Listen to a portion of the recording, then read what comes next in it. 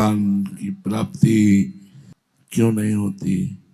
साधना करने पर भी बड़े ध्यान से सुना जाए और उसे अपने जीवन में उतारने की चेष्टा की जाए। एक साधक है जो प्रभु की प्राप्ति तो चाहता है, परंतु विषय भोगों में आसक्ति बहुत ज्यादा है। अगर उसका मन चाही विषय भोग मिल जाए तो भगवान को छोड़ देगा। भगवान को छोड़ देने का मतलब है भगवत स्मृति का तार टूट जाना। ऐसा नहीं कि वो पूजा पाठ ये सब छोड़ देगा। स्मृति का तार, हमारा जो थर्मामीटर है परमार्थ का, वो स्मृति है, अखंड स्मृति, एक तार स्मृति अंदर ही अंदर चल रही। सेवा कर रहे, अंदर ही अंदर स्मृति चल रही। एक साधक है, भगवत प्राप्ति करना चाहता है, परंतु उसे विषय भोगों में बहुत आसक्ति है। विषय भोग मिल जाने पर वो भगवान को छोड़ देगा।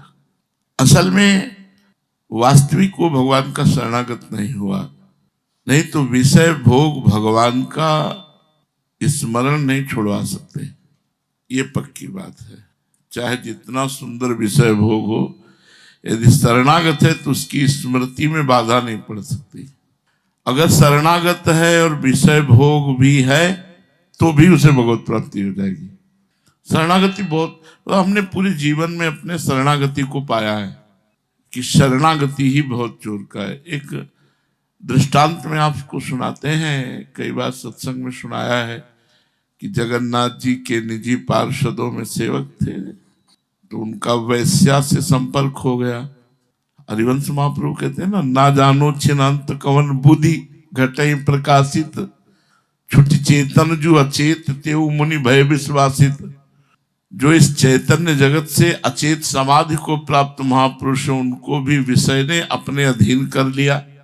तो जगन्नाथ जी के सेवा के पार्षदों ने संगोष्ठी की, बैठाला और कहा भाई स्वस्थ चित्त से सोचो, कहाँ तुम जगन्नाथ जी के श्रीअंग सेवक और कहाँ वैश्यागमन।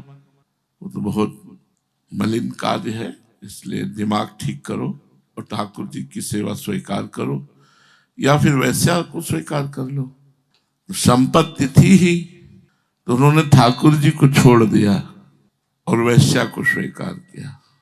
पर शरणागति इतनी जोर की कि ठाकुर जी की चरण पादुका ले गए थे जगन्नाथ जी की, और रोज सुबह चरण पादुका रखते कहते प्रभु मैं इतना नीच विषयी हूं कि आपको छोड़ दिया और विषय स्वीकार कर लिया। अब मेरी हिम्मत नहीं है कि मैं विषयों का त्याग करके पुनः आपकी सेवा में आ सकूं। वैसे पूरा जीवन अब मुझे छूने को नहीं मिलोगे आप, मुझे पता है। कभी कभी बहुत रुदन भी कर देते, ऐसा थोड़ी कि एकदम छूट जाएगा सब कुछ। जब उनका शरीर पूरा हुआ तो भगवान जगन्नाथ जी ने अपने पार्षदों से कहा कि हमारे जैसे पार्षदों की अंत्येष्टि क्रिया होती है, वैसी अंत्येष्टि क्रिया उनकी करो, वो हमारे सेवा में आए हैं। तो उनका प्रभु वो तो वैश्यागामी, आपको छोड़ दिया, वैश्या को स्वीकार किया, तो ऐसा तो बोले जीव का स्वभाव है, वो हमें छोड़ सकता है, लेकिन हमारा स्वभाव नहीं कि हम उसे छोड़ दें। इसलिए हम साधन पर जोर नहीं देते, हम शरणागति पर जोर देते हैं। ये देखो शरणागति का चमत्कार कि उसने प्रभु को छोड़ दिया, लेकिन प्रभु ने वही पद दिया, वही सब जो एक महाभागवत की घोर वैश्यागामी को शरणागति पर। तो जो भगवान को तो प्राप्त करना चाहता है, विषय भोगों में अत्यंत आसक्त है और मनमानी विषय भोग मिलने पर भगवान को छोड़ देता है, ऐसा भी एक साधक होता है, वो कई जन्मों में जाकर भगवत प्राप्ति करता है। दूसरा साधक वो बराबर दोनों समान है, भगवत प्राप्ति भी और विषय भोग भी। एक में विषय की बाहुल्यता है, पहले वाले में ये विषय भोग भी चाहता है कि पर्याप्त जो मैं चाहूं विषय भोग मिलता रहे, और भगवान का भजन भी होता रहे। ये दोनों में बराबर भाव रखता है, विषयों में भी और भगवान में भी। इसे भी जन्म लेना पड़ेगा। शरणागति शब्द यहां हम नहीं बोल रहे, यहां साधन शब्द बोल रहे हैं। अगर शरणागति है तो सब कुछ हो सकता। कृपा कब किस पर कैसे हो जाए इसका कोई निर्णय नहीं होता। तीसरा साधक है जो भगवान की प्राप्ति चाहता है पर न त्याग है, न तपस्या है, न शरणागति है, बिना कुछ किए ऐसे ही मिल जाए भगवान, कहते हैं इसको भी कई जन्म लगेंगे, क्योंकि तत्परता आनी चाहिए ना, इसको कई जन्म लगेंगे। चौथा साधक है जो भगवान को तो प्राप्त करना चाहता, प्रयत्न भी करता, पर बहुत जल्दी प्रयत्न करके उब जाता है, इतने दिन हो गए कुछ अनुभव नहीं हुआ, इसको भी जन्म जन्मांतर भी लगेंगे। बहुत सुलझ कर सत्संग क्या होता है, सुलझा देता है। पांचवा साधक है जो भगवान के लिए साधना करता है परंतु उसे विश्वास नहीं है भगवान में, भगवान पर विश्वास नहीं है, लोगों पर विश्वास है, रुपये पर विश्वास है, अपने साधन पर विश्वास है, पर भगवान पर नहीं, उसे भी इस जन्म में भगवत प्राप्ति नहीं होगी। छठवां साधक जो पूरी तैयारी से साधना करता है, भगवान पर विश्वास है परंतु संपूर्ण रूप से समर्पण की तैयारी नहीं कर पा रहा, तन समर्पित, मन समर्पित, प्राण समर्पित, बुद्धि समर्पित, ये मेरी वस्तु है जो इसे मैं कहीं भी रख सकता हूं, ये वस्तु बोलेगी नहीं कि तुम मुझे कहां रख रहे हो, क्योंकि ये मेरी वस्तु है ना।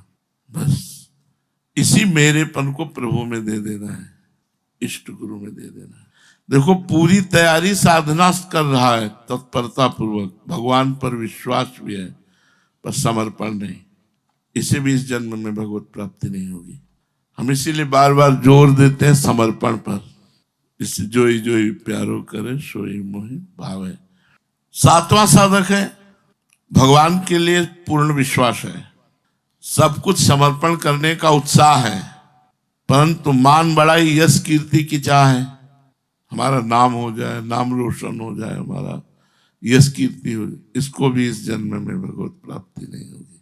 हमें लगता है इन्हीं नंबरों में है हम सब, देख लो एक नंबर है जो इन सब नंबरों को डिलीट कर देगा, शरणागति ये सब हो और शरणागति हो तो सब डिलीट हो जाएगा, सब खत्म हो जाएगा। इसीलिए हम शरणागति पर जोर देते हैं। देखो हमारी बात पर विश्वास करो, भागवत के एकादश स्कंद में जब उद्धव जी ने कहा कि प्रभु ये तो बहुत कठिन है कि कोई मारे, पीटे, थूक दे, मूत दे, बांध दे, भगवान ने उद्धव जी को उपदेश किया कि यदि परमार्थ पे चल रहे हो, तुम्हें कोई मारे, कोई तुम्हें थूक दे, तुम्हारे ऊपर मूत दे, तुम्हें बांधे, तुम्हें पीटे, तुम्हें कई तरह से यातना, पर तुम अपनी विवेक बुद्धि से अपने आप को बचा लेना, किसी अन्य बाहरी साधन से नहीं। तो उनका ये तो बहुत कठिन है प्रभु। तो एक तितुक्षु ब्राह्मण की कथा कही। अब उस ब्राह्मण के जीवन में एक भी भागवतिक साधन नहीं था, उस ब्राह्मण ने पूरा जीवन धन कमाया था, इतना कंजूस था कि ना स्वयं खर्चा करता था ना परिवार को खर्चा करने देता था। दैवी को पैसा हुआ, आग लग गई, राज को पैसा हुआ कि उसकी संपत्ति छीन ली गई, परिवार का को पैसा हुआ कि सब उसे त्याग दिए, एक क्षण में भगवत प्राप्त हो गया था। भगवान ने उसके चरित्र की गाथा अपने श्री मुख से एकादश स्कंद में कही।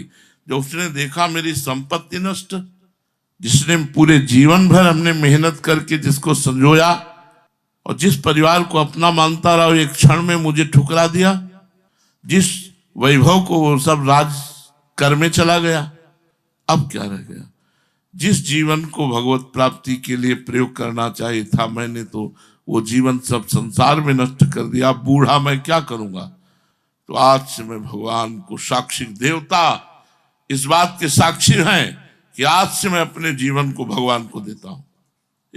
बस इतने मात्र से बात इतनी बन गई कि भगवान ने उसके चरित्र का गान किया एकादश स्कंद में। उसने दृढ़ निश्चय कर लिया अब जितनी श्वासें बची हैं वो सब श्री भगवान की। और लोग उसे मारे भी, पीटे भी, थूके भी, बांध भी दिए, चरित्र आता है, लेकिन वो किसी को दोषी नहीं ठहराता। कहता है ये सब भ्रम है, ये माया का भ्रम है, न ये कर्म का फल है, न कोई दंड है, ये भ्रम है, ये माया के द्वारा रचा गया है। अब मैं मोहित होने वाला नहीं, मैं शरीर नहीं, मैं आत्मस्वरूप। इतना बड़ा ज्ञान उसको केवल एक घटना से प्राप्त हो गया। हम बार बार इसीलिए प्रयत्नशील हैं इस बात के लिए कि आपकी शरणागति पुष्ट हो जाए। शरणागति से ही बात बननी। करें एक है कि भगवान के लिए पूरी जो साधना की तरीका है उस तरीके से साधना करता है, भगवान पर विश्वास है, पर समर्पण नहीं। समर्पण नवी भक्ति है, आत्मसमर्पण। श्रवणम कीर्तनम स्मरणम विष्णुपाद सेवनम अर्चनम वंदनम दास्यम सख्य आत्म निवेदनम। आत्म निवेदन करना बड़ा कठिन होता है, बड़ा कठिन होता है। अपनी वस्तु को मानना। एक संत के पास वो स्वेटर नहीं पहनते थे, सर्दी का समय था, एक आर्मी में थे तो बढ़िया स्वेटर लाए, दिया। वो कहा हमें जरूरत नहीं। उनका स्वामी जी हमारे सुख के लिए आप ले लो, ले लिया। दूसरे दिन फिर स्वामी जी नमो नारायण है, स्वेटर कैसा रहा? बोले टंगा है बच्चा, पहना नहीं, अभी तो नहीं पहना, फिर पहना। 2-3 दिन बाद एक दो साथियों के साथ फिर आए, बोले स्वामी जी जो स्वेटर दिया था कैसा रहा? बाहर निकाल के लाए, आग लगा दी। बोले ऐसा रहा। क्यों? क्योंकि तुम्हारा अपनापन नहीं गया। अभी स्वेटर दिया, बार बार पूछना चाहते हो कि भैया तुम्हारी बड़ी कृपा, हमें स्वेटर दिया, हमारी सर्दी चली गई। तुम एक दी हुई वस्तु पर अपना अधिकार कैसे रख सकते हो? तो तनुवांग मनोभीर अमलई सोहम तविवास्थिता। आपने अपना तन, अपना मन, अपनी वाणी, अपना अहम, ये जब श्री जी को दे दिया तो आपका अधिकार कैसे बनता है किसी तरह का प्रश्न करने का? सुख में, दुख में, लाभ में, हानि में, मस्ती में, जलन में, जैसे भी रख रहे हैं हम रह रहे हैं। देखो साधना पूरा ठीक तरीके से करता है, भगवान पर विश्वास भी है, पर आत्मसमर्पण नहीं, कभी भगवत प्राप्ति का संयोग नहीं बनेगा। भगवान के लिए विश्वास है 7वां, और भगवान